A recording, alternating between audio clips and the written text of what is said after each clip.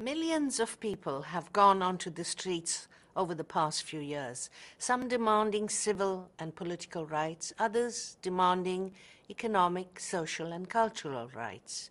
This groundswell is not simply a question of people demanding freedom to say what they think. They are asking for much more than that.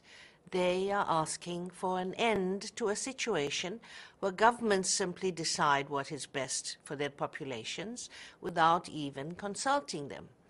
They are asking for their right to participate fully in the important decisions and policies affecting their daily lives.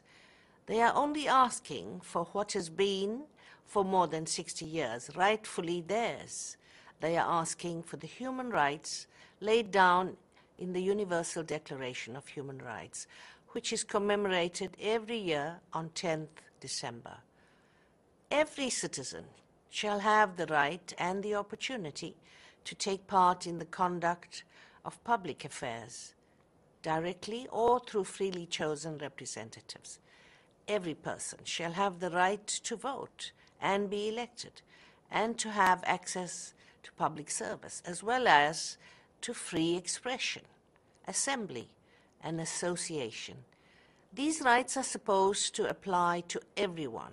No one should be excluded from any one of them because they are female, belong to a minority, or worship a certain religion, or because they are gay, have a disability, have particular political beliefs, are migrants, or belong to a certain racial or ethnic group.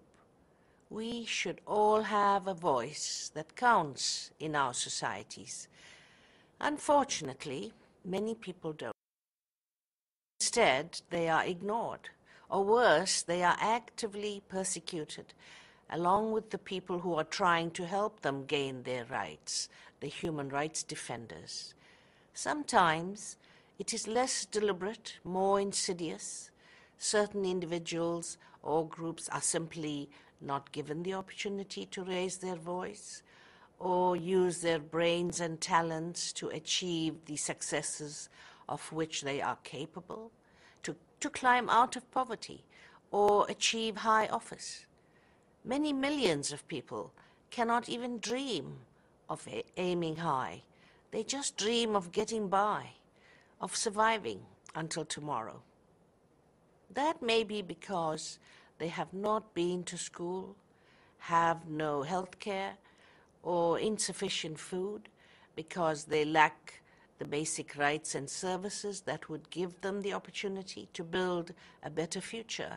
Or it may be because they are specifically excluded from seizing opportunities by discriminatory laws or practices.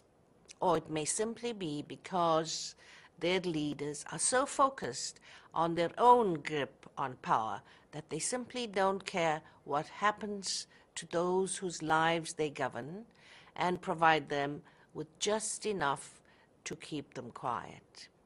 But in the past 2 years, people in many countries have raised the stakes and made it clear that just enough is no longer good enough.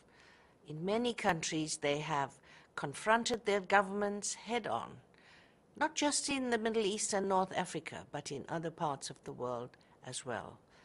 In some countries, we continue to see extreme examples of rights being trampled underfoot.